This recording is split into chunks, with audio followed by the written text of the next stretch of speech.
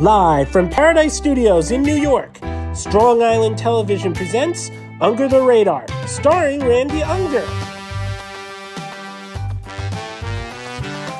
Brought to you by Magnitude Jewelry. Add a 2 to match your attitude.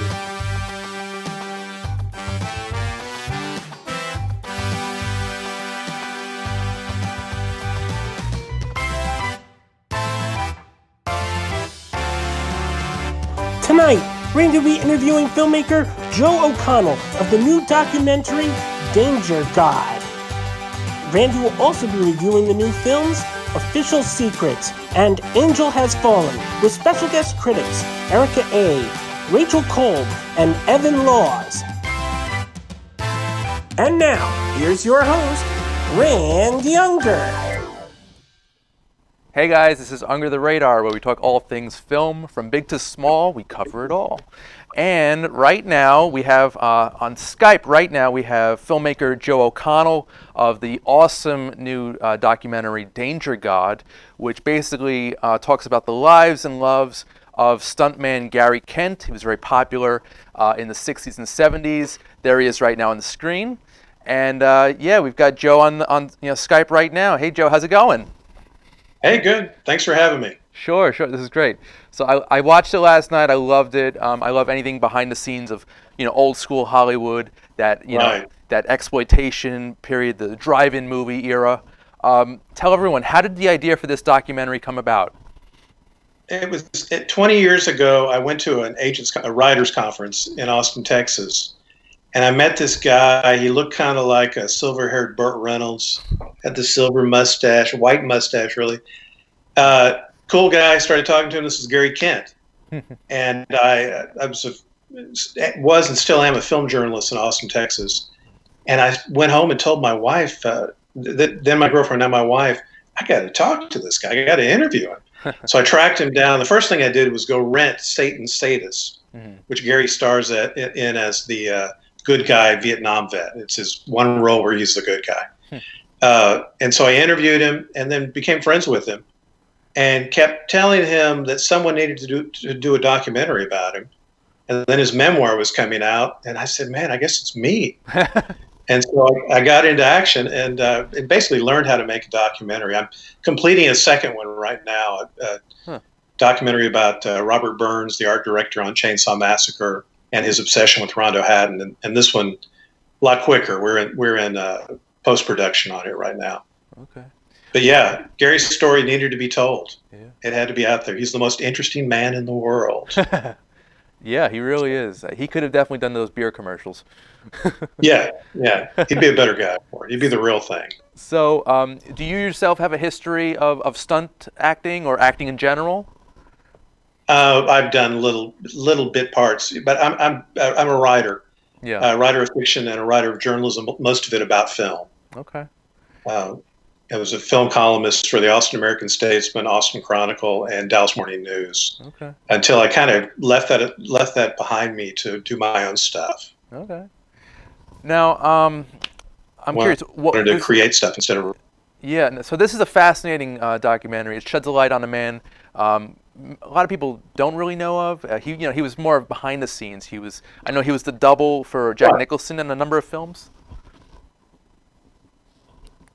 Yeah, a lot of Jack Nicholson's early films.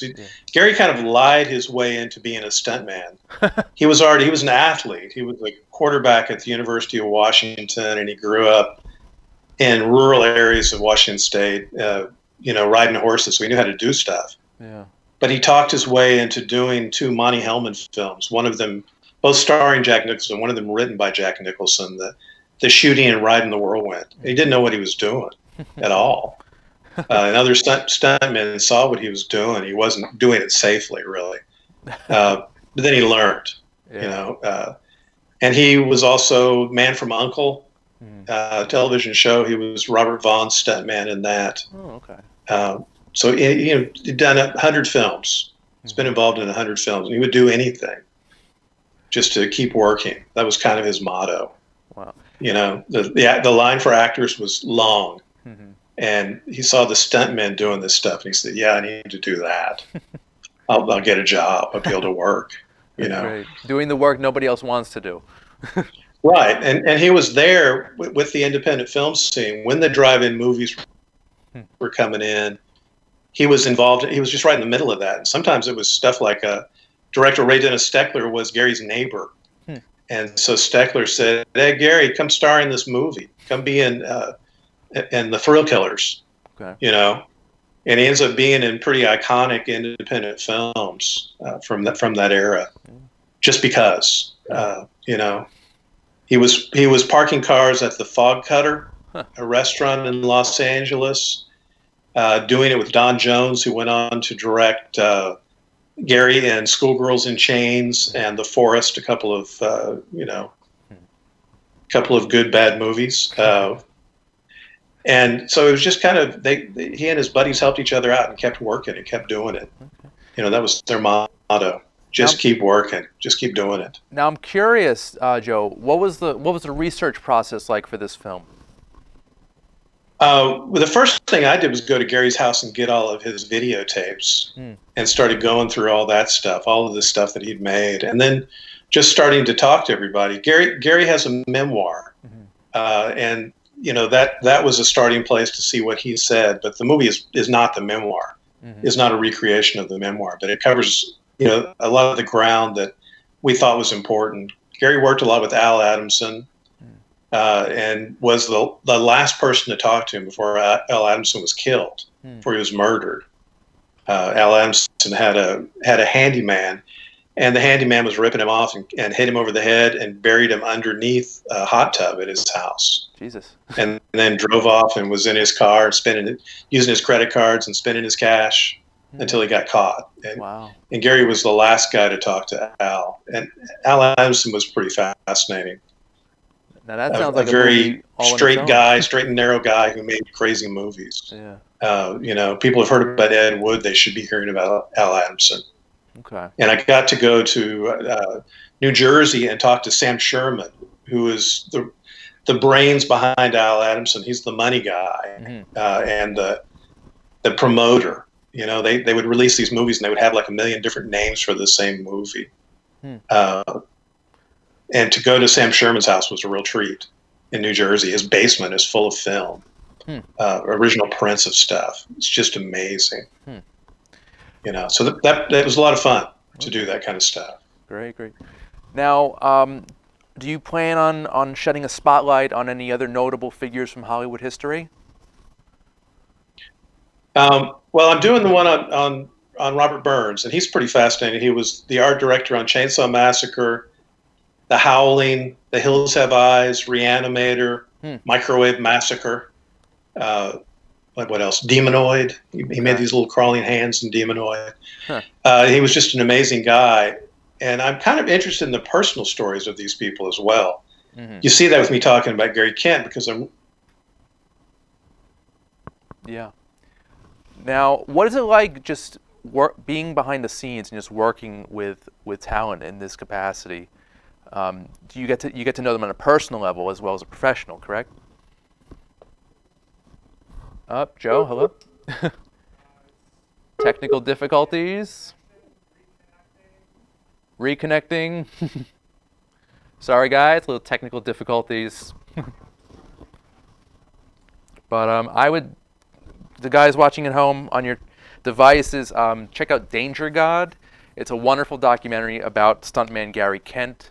And yeah, it's a really interesting, there he is again. And yeah, it's just a great film. 40s.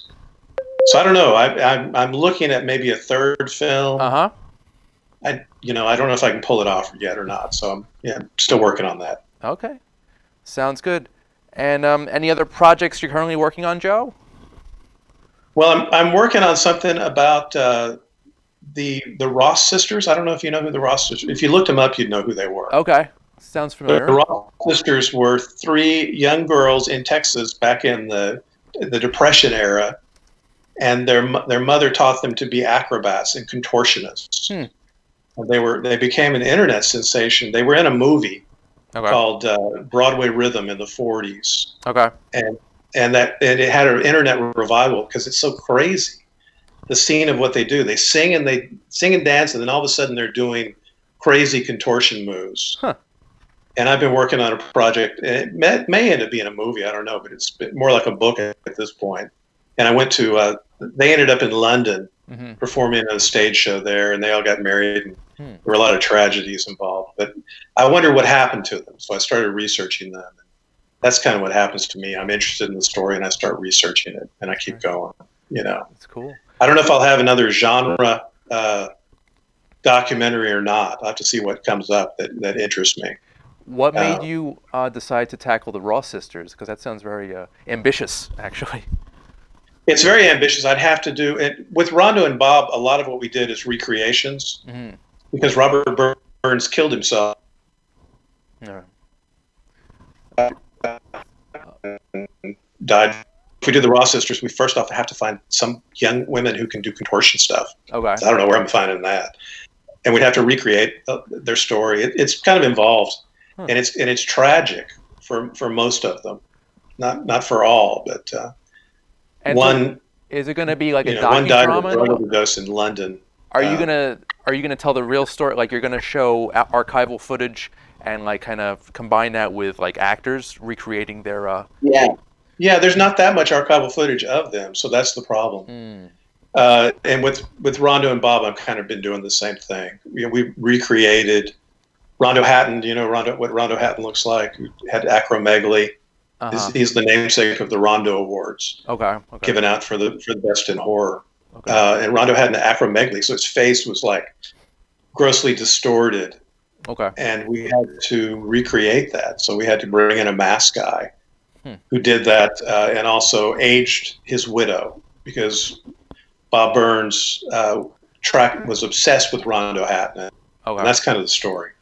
Cool. And tracked down his widow and met her when she was an older woman.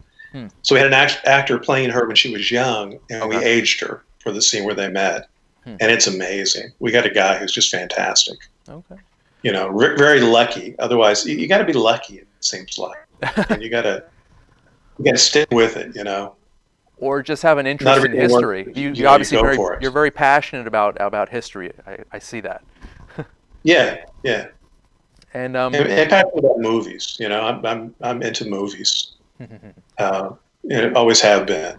And I was one of the monster kids. I was watching Friday nights when I was a kid. I was watching out of San Antonio, Texas. They had Project Terror, where the scientific and the terrifying merge. Was their little logo. Okay. And so I watched all of the old horror films from that when I was a kid. I don't know if people do as much anymore, but I watched all this 1950s stuff that I think is amazing, and then on into 70s type horror films. No, you know what? I'm totally with you on the nostalgia factor there, Joe. There's a few theaters in New York City that they kind of recreate the drive-in movie feel, but no, cool. Yeah, I mean they serve food during the movie and they show like older films from the 70s and 80s. One theater, the Nighthawk Cinema. I don't know if you frequented that establishment. No, it's great. If you're ever in Brooklyn, New York, I would totally check that out. in Austin, we have the home base of the Alma Drafthouse chain. Yeah. Okay. There you go.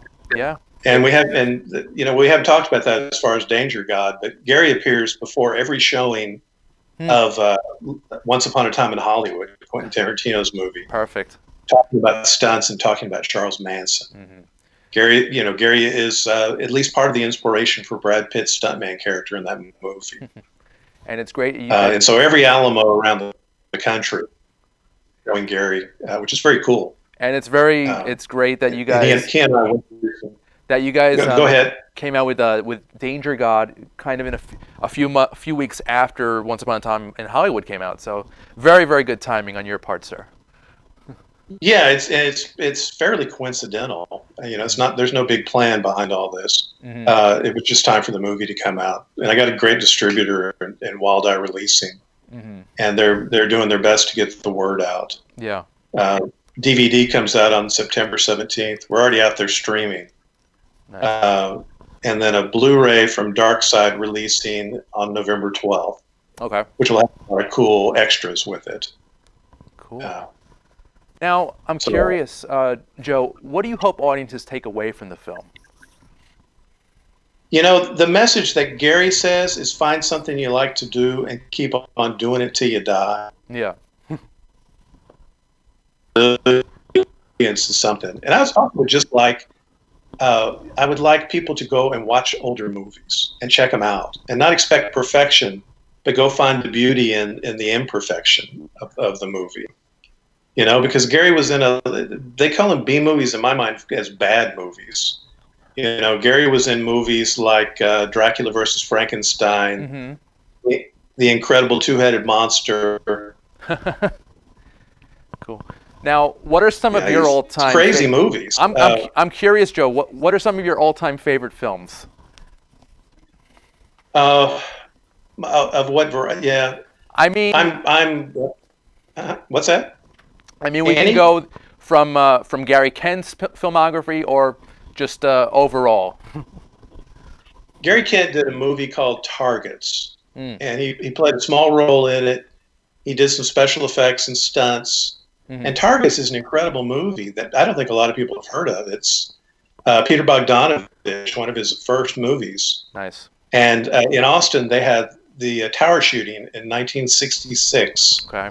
Peter Bogdanovich's wife was there at the time when that happened. It was the first big shooting on a campus in the country. It's commonplace now, but it wasn't then. And they did something where it's a character who's very much Charles Whitman, the guy who shot from the tower.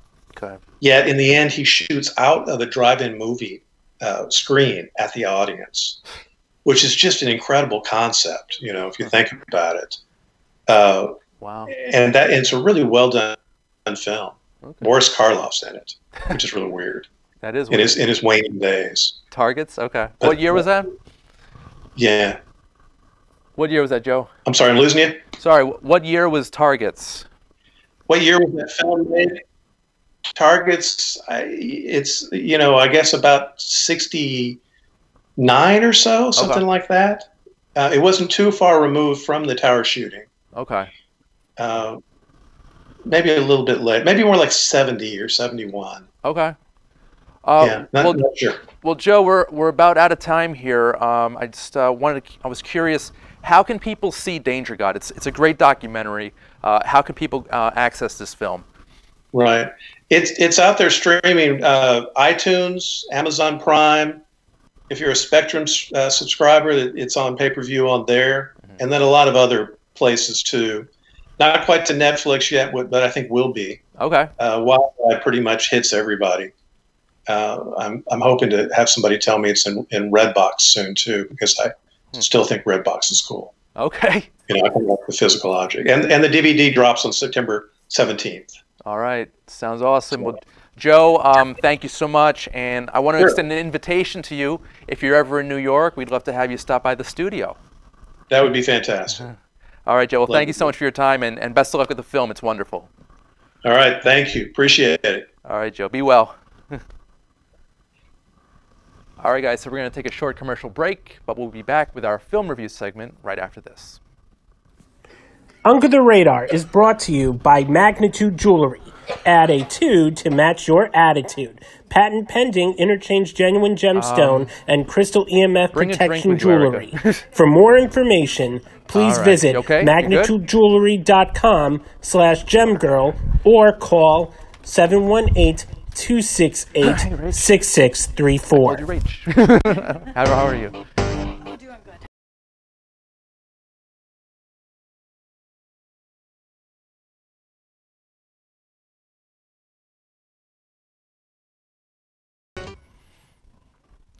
And we're back, guys. Our film review segment at Under the Radar, and we've got two critics here, Rachel Kolb, hello, and Erica A, hello. Hey, glad to be back. Yeah, welcome back, guys. So we've got two films to talk about today.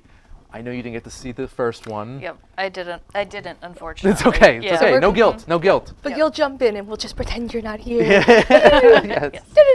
Okay. So this is an interesting, it's based on true events. It's called Official Secrets, and it deals with the events leading up to the Iraq War, and a British intelligence officer leaks a memo to the press, I think trying to avoid the war. I was going to say more trying to expose the truth of, Yeah.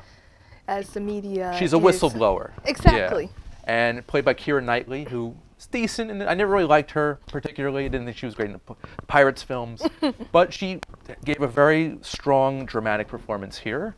And Erica, what did you think of it? I mean, I enjoyed the movie. Yeah.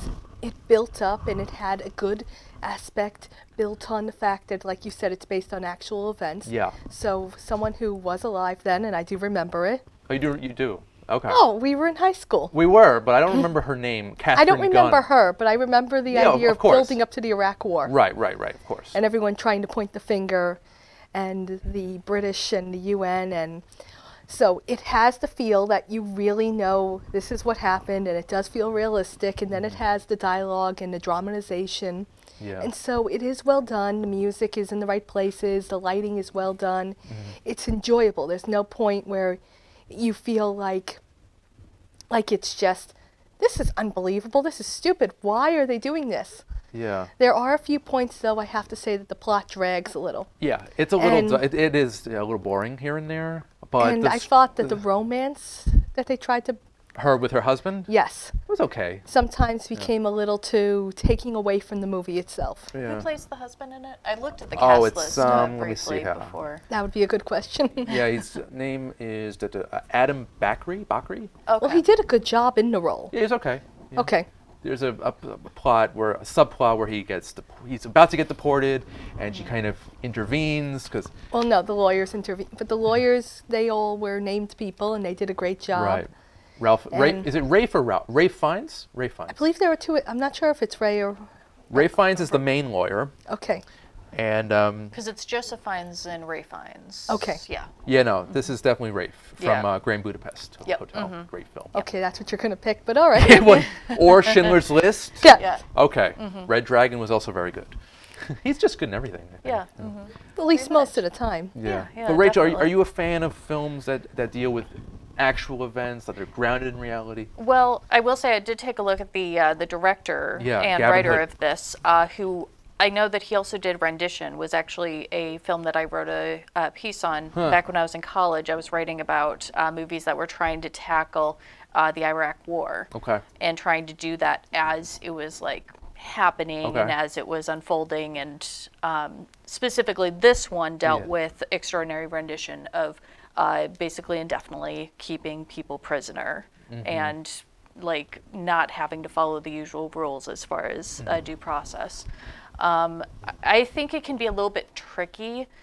Personally, I think that you need to really focus in on like a much smaller story within something like the Iraq War or within something I was like going to say, this. and that might be the one flaw of this movie, that it focuses on too broad of a scale at a certain points. Too broad. Yep, and that was the problem with Rendition as well, definitely. Okay. So that might be the one regret if you do go see it, that it works on too large of a scale and it sort of bounces between three different sets of characters all working Yeah. simultaneously. With There their were a lot of characters to focus on and Yes. care about in this. That was a little distracting. or I not think. care about. Yeah. Yeah. Dealt with the fine folks at the Observer in England.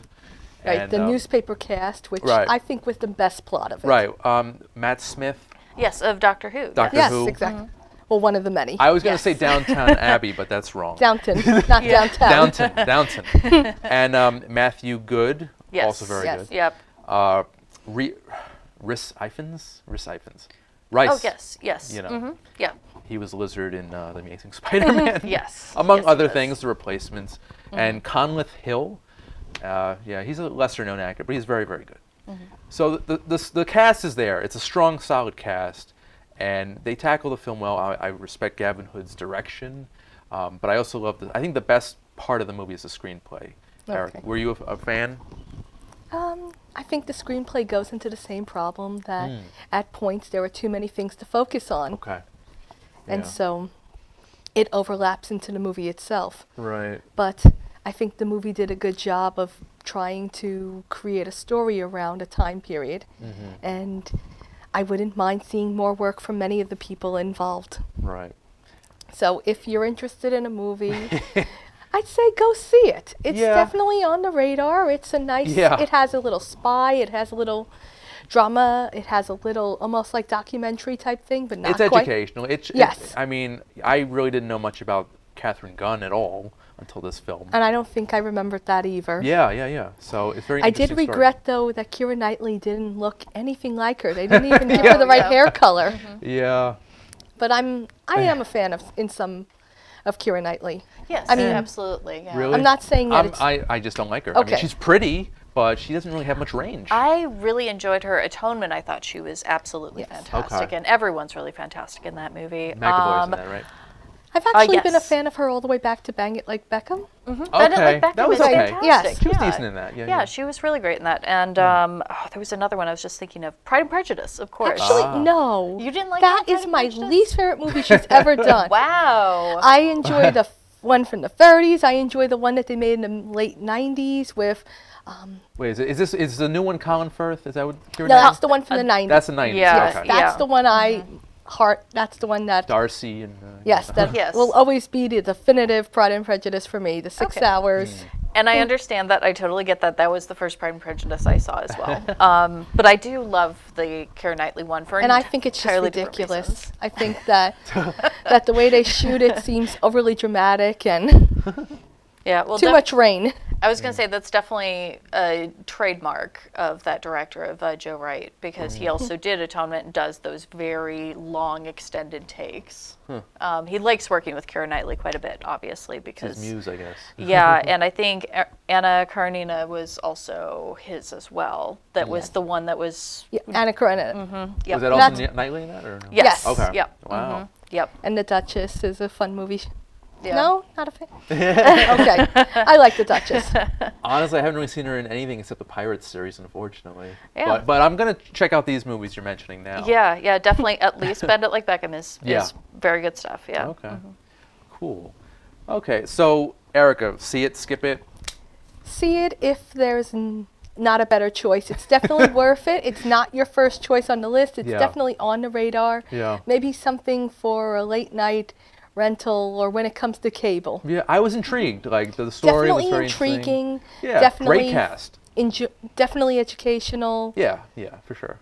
I don't know.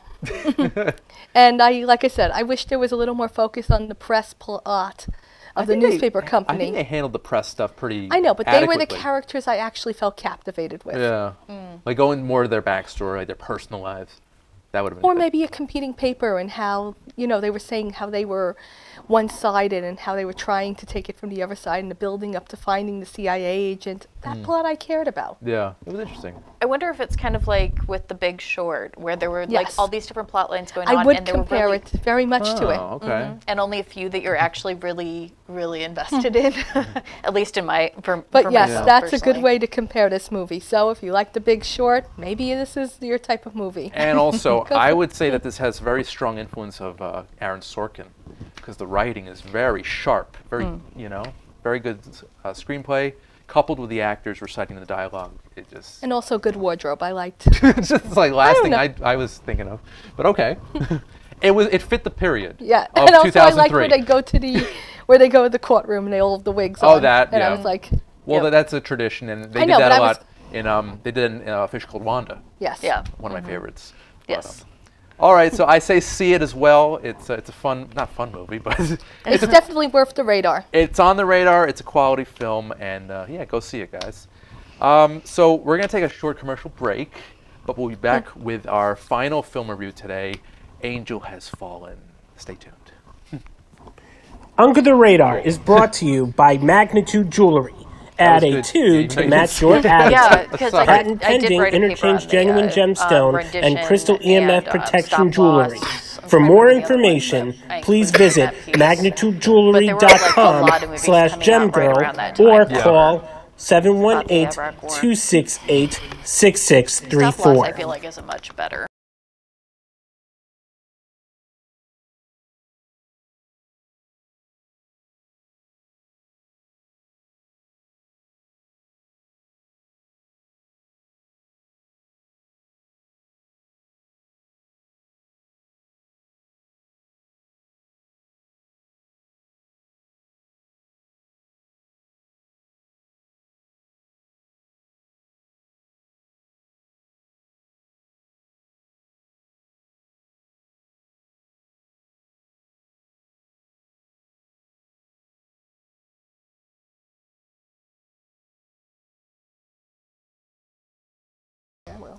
And we're back, guys. Welcome to Under the Radar.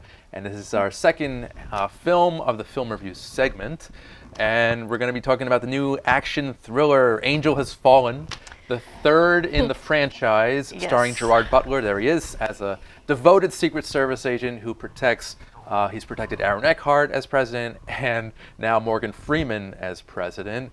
And now basically he is being set up by an unknown source. We're not going to spoil that. And he's trying to clear his name. So, Rachel, what did you think of this one? Well, we say no spoilers, but pretty much these movies are set up. So from the beginning, you just look at the character and know this is the person that's going to betray him. Yeah. So, I mean, they're entertaining. They're stupid, but they're entertaining. So I respect them for that. Yes. And people will go see these movies no matter what. I think this will be a nice capper. Like we have a good trilogy here, so I don't know if they're gonna make more or go prequels. for a fourth. You think a younger Gerard Butler? No, I think there should be one more. One more, Let it really? end at 4. Okay. It is kind of baffling to me. But give Morgan Freeman a chance to be president. That's what I said. I wanted so much more of him in this. He spent most of the movie in a coma. But it made me love and care for him all the more. I was like, oh, he was earning a paycheck being unconscious. Yeah, it's kind of like Michael Caine in The Last Witch Hunter spends most of the movie just laying out unconscious. Well, when you're that big of a name, you really don't have to do anything. You could just be in bed the whole movie. It's fine. Yeah, just take a little nap and get a paycheck. Yeah. So, I mean, I can't argue with it. The man has certainly earned the right to do that at this point in his career. Sure. But my feelings on this franchise, especially this last one, is really kind of baffling because it's kind of two minds. The franchise overall, as a whole, is very jingoistic, very like yay, raw America. But then also very formulated at the same time. Oh yeah, absolutely. But the interesting thing about this third one is who they choose as the villain of it. That the villain is private contractors and a character that wants to make America strong again. That you have those contrasting things. That it's aimed at this one audience, but then setting up these elements as the villains of it.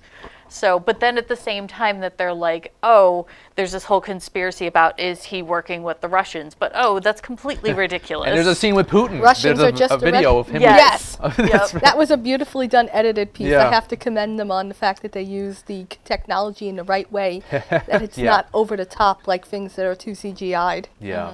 Like the first film's action sequences were very CGI heavy. The second one. And the second one, CGI was Well, the second one was sort of funny in that way. Yes. I have to say, out of all three, the second one is my favorite. Mine too. The second one is my favorite. It feels the most believable.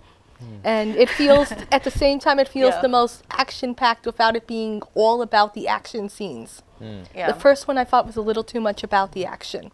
I feel like the second one is the most aware of what it is. Yes. And it has the most one-liners. Definitely the one-liners were missing from this one. There were not enough. There enough. wasn't the same quirkiness. It wasn't like, it never took the time to take a moment every so often just to check itself and make a humorous comment. It was all formulated plot. Let's go through it. It's very predictable, unfortunately. Well, the first one is but very it's still Die Hard-esque. Yes, it's Die Hard. I was going to say, but it's still better than the first one. Okay. Yeah. I really liked the fact that this one did have some aspects to it, and I cared about the characters. Right. I actually missed, though, a lot of characters that weren't there anymore. Like Angela Bassett? Yes. Yes. She's good. She's a great actress. That absolutely. I know, but that's a spoiler for the second one if you haven't seen it. But yes.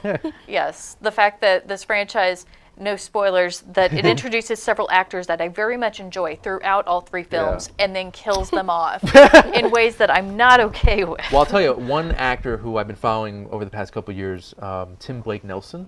Tim Blake Nelson is great. Fantastic in this, as always. This is about the most un-Tim Blake Nelson role I think I've ever seen him in. And this is right after Buster Scruggs. Yes, Buster Scruggs, which is the most Tim Blake Nelson role, I think, aside from that and Oh Brother Where Art Thou, I think, are the two most Tim Blake Nelson roles. The Coens should have directed this, I think. It would have been very interesting. I can only imagine the Coen brothers doing this sort of action movie. Don't even think that. No, they I am can't not do ready it. to go there. But it would have been an interesting choice, I think. Yes. And also Danny Houston, who I've liked for a while. Well, he was in X-Men Origins. Yeah. It's a very interesting, very charismatic. As you say that, I actor. think, oh my God, as I sort of laugh, and I'm like, yeah, when I looked at it and I thought, all I see is his X-Men role when I looked at him in the movie, and I'm like, Yep. Well, he's always kind of like that stuffy, yeah, corporate, shoulder, yeah, march. yeah, like this kind of imposing, authoritative figure, and he does it very well here too. And Or he does also- it very routine. Yeah. Yes. And actually, also, my personal highlight of this movie was Nick Nolte's performance Yeah. as Gerard Butler's That was character's that father. was the one spark of like what was in the second one and the tone of the second one that I felt like carried over. Okay. So So one regret, though, I did have was also, why did they recast the wife? yes. Yeah, that's they a have. good, so originally Radha Mitchell, and now we've got Piper Parabo Yeah. from Coyote Ugly. What is she doing Well, here? oh, I was going to say from many other things, but sure, from Coyote Yes. Ugly, She's Yep. most, I think- Covert Affair, Rocky and Bullwinkle. Imagine Me and You. Yes. Yep. I mean, All I right, like all her as right. an actress, but I kept looking and I was like, she doesn't belong here. She's not the wife. Wait, was she in the second one then? No. Okay. Nope. Interesting. From the first and second one, it's as you said from she's probably the thing I recognize her most from is the Silent Hill movie. Okay. And she was also in Finding Neverland. Yes, that's where I remember her most from. Radha Yep. Mitchell. Yeah, she's been in something. She's kind of like a Nicole Kidman type. Charlize Theron, I want to say. Okay. Maybe closer to Charlize. Yeah. Yeah, that's cool. So I'm curious about something. These films, I know London Has Fallen, and this one, well, not this one particularly, but London Has Fallen, it came out, what, a few weeks after the shootings, if I'm not mistaken, in London? Yes. And a lot of And critics, it was very a controversial. lot of people, criticized the film for their timing of the release, how it was just insensitive to the families and everyone involved.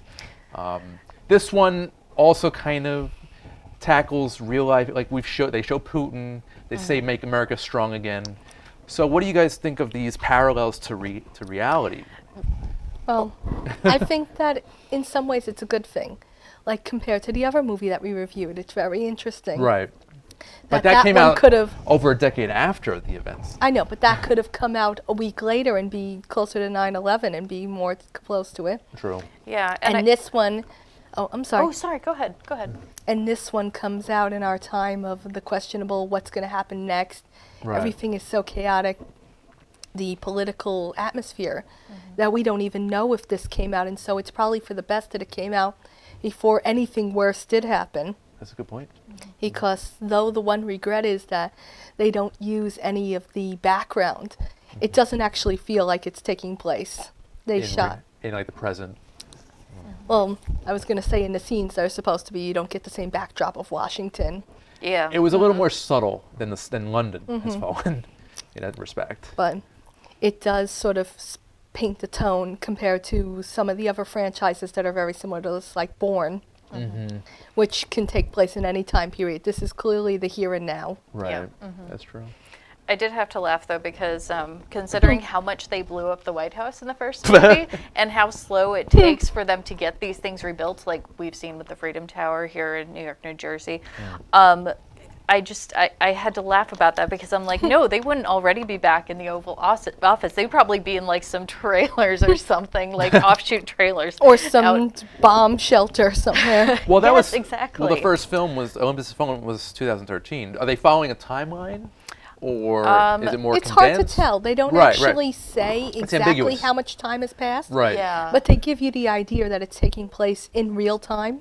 Okay. So like over 6 years. Yeah, because I know that at the beginning of the second one, there's a line about running for re-election. The fact that Eckert, as president, is running for re-election. So. Yeah, he's not in this, so Yep. No. I don't know if that's a spoiler or not. but- No, No, it's in not. the poster. Presidents Anyone change. who can read Right.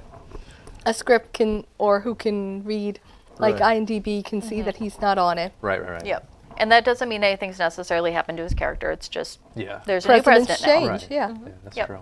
Yep. Yeah, as far as my thoughts about, the timing of this coming out, I mean, anyone that's watched BoJack Horseman and the episode Thoughts and Prayers, I have not. so right. there's an episode about BoJack Horseman. It's all about the fact that they keep trying to release this movie that is ultra-violent, involves this person shooting a bunch of people in a mall. Okay. And the problem is that every time they keep pushing it or like changing it to make it more palatable to release it, another shooting happens.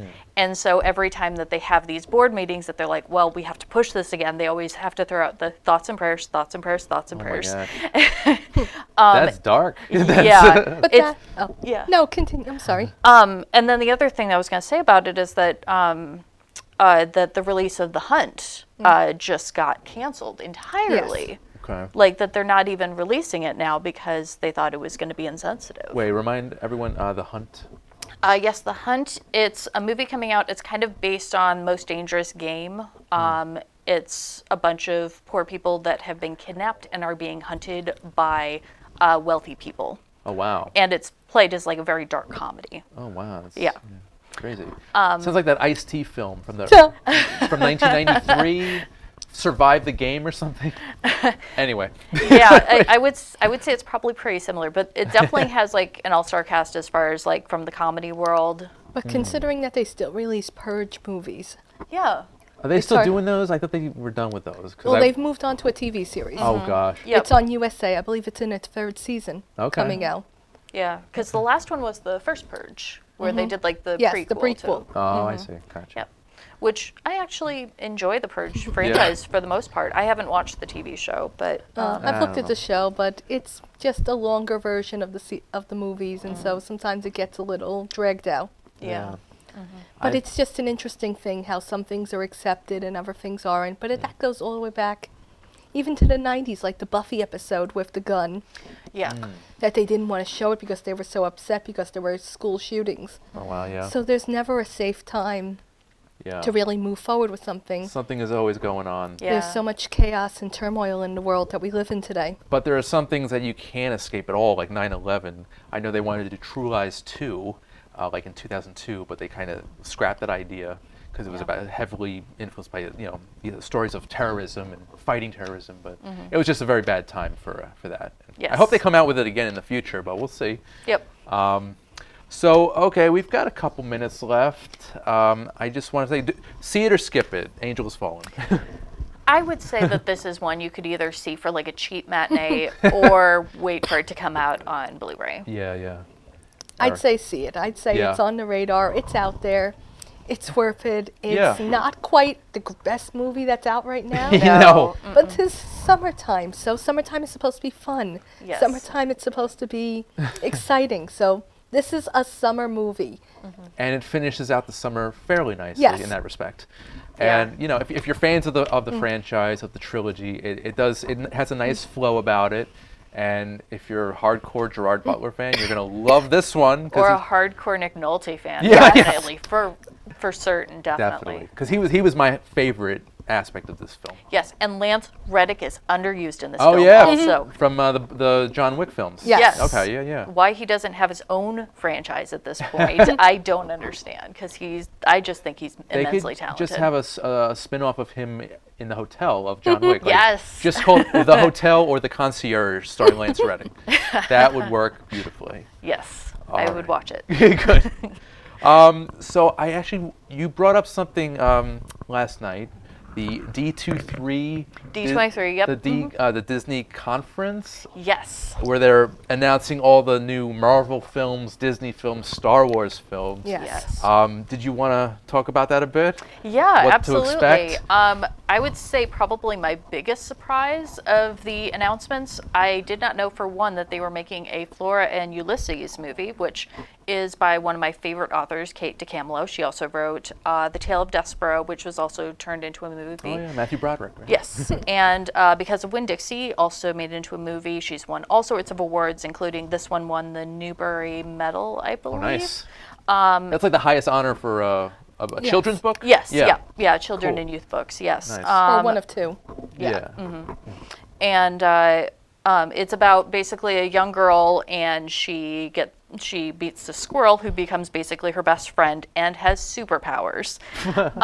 And it's Cool. just an absolutely adorable book. I'm really happy to hear that they're making it into a movie. And then the other biggest surprise was for Disney Plus, which is Disney's upcoming streaming Streaming service. service. Cool. Yep.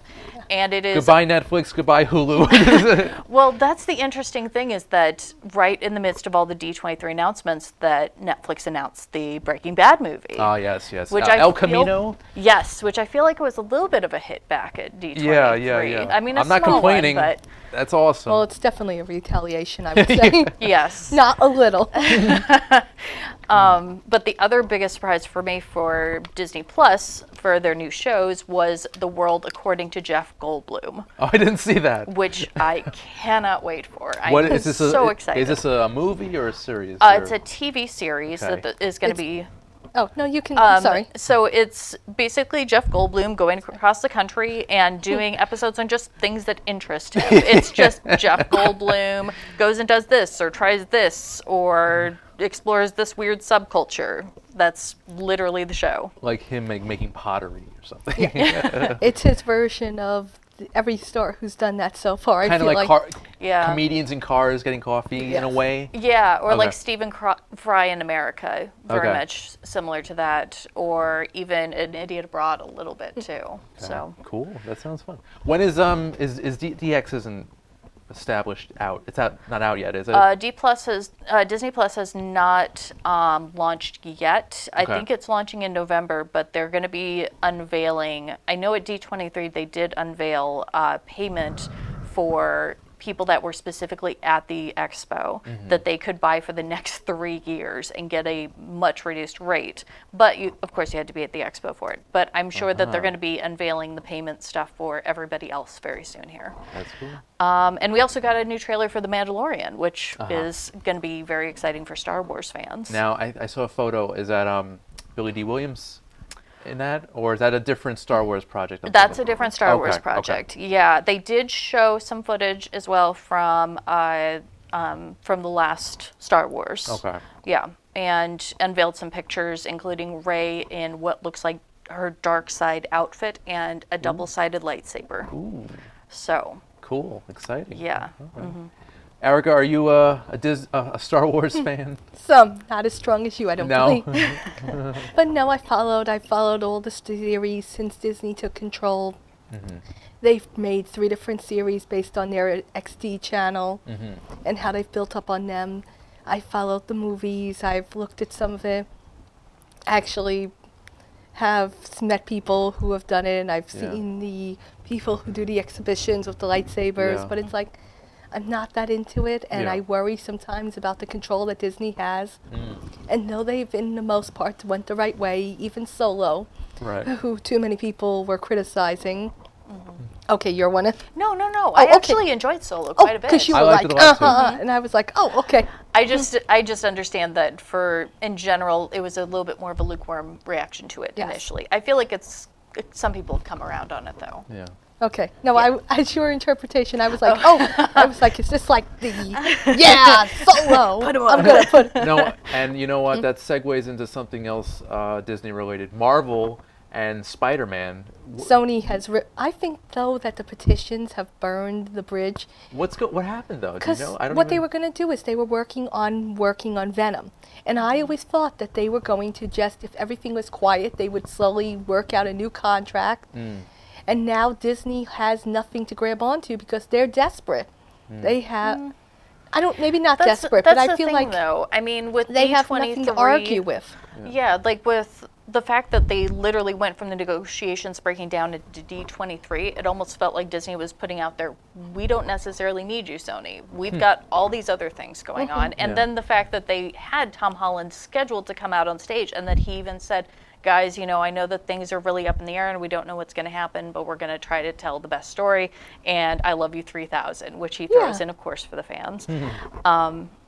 But I don't know. I feel like Disney has the upper hand right now in all of this. And I think Sony does because they own it, and Disney would want him back. Yeah. I thought that it would be like, okay, they'll make a Venom 2, and Tom will make a cameo with Spider-Man, and then Spider-Man would go back to the Marvel Cinematic Universe. It's so sad. The Tom Holland Spider-Man films are fantastic. Yeah. They broke, not really broke records, but yeah, they did extremely well at the box office. They've been my favorite Yeah. from the Marvel franchise in a while. Yeah. I haven't been as much a fan. Like keep going, keep Yeah, going. I thought Far From Home was fantastic. Yeah, it was fun. It was really good. Yeah.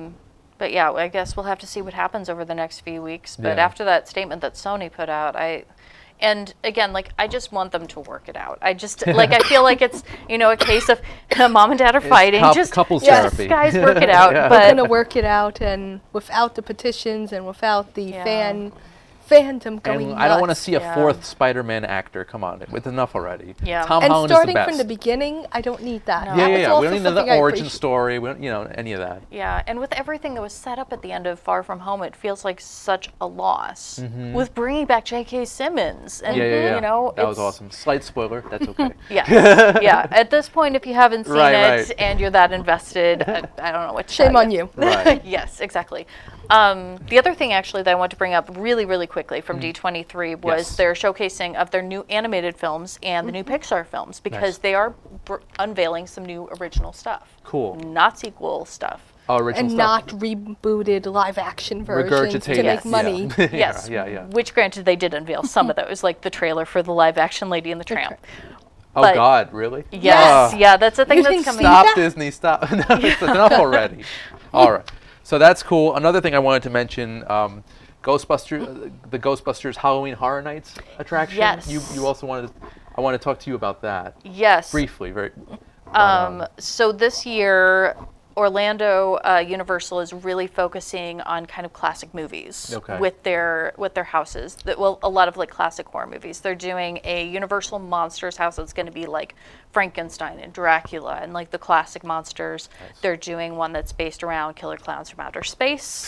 They're doing Ghostbusters, which I know a lot of people are very excited about. Yes, awesome. And they're going to be bringing back Stranger Things also. An attraction. Yes. Cool. Yes. That's cool. And the one that I'm possibly most excited about, aside from the Ghostbusters one, is they're doing an Us themed maze. Oh my God, that's gonna be terrifying. Yes, right? I would go just for that. Yeah. Just get a plane ticket. Oh my God, really? An Us attraction? Yes. Oh my gosh. Yep. That's Yep. cool. An Huh? Us maze. And having gone through those haunted With the mirrors and all houses, that? like, that's what I have to imagine that it's going to Yeah, be, yeah, is it's yeah, going yeah. to be like the house that she was going through. Oh my God, and they just flash images of yourself or something. Crazy. I can only imagine. But they do a great job down there. I can't recommend it enough. Gotcha. So, All right, so we're running out of time. 40 seconds. Erica, anything you want to plug? Oh no, I'll just pass. Okay, you good? You got that? You sure? All right. Rachel. I don't have much to plug, but you can find me on Twitter at Rachel E. Kolb. You can find my theater reviews at ludusnyc.com, also on Twitter at ludusnyc. And keep an eye out. I've got hopefully some interviews coming out from Company XIV's new show, Queen of Hearts, which is fantastic. So cool. Cool. Oh, wait, look me up on Facebook, Erica, E-R-I-C-K-A, last name A-S-S-E-R-S-O-N, or email me, editing, production, so on. Okay. Yes, and some Magnitude, a wonderful sponsor, Magnitude Jewelry, some plugs from them. September 6th to the 8th is the Mind, Body, Spirit Expo in Denver, Colorado. September 20th to the 22nd, the Yoga Festival in Cape Cod, Massachusetts. October 18th to the 20th, the New Life Expo at the New Yorker Hotel in New York City. And we've got in November, the Naval Expo in Tarrytown, New York.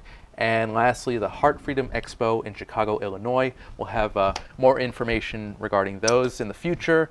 But next week, there will be no Under the Radar, unfortunately. But I'll update you guys on social media and all that wonderful stuff. So I want to thank Rachel Kolb and Erica A. And I want to thank everyone watching at home and on your tablets, your devices, everything. We'll be back with more Under the Radar in 2 weeks. So we'll see you next time. Take care, guys.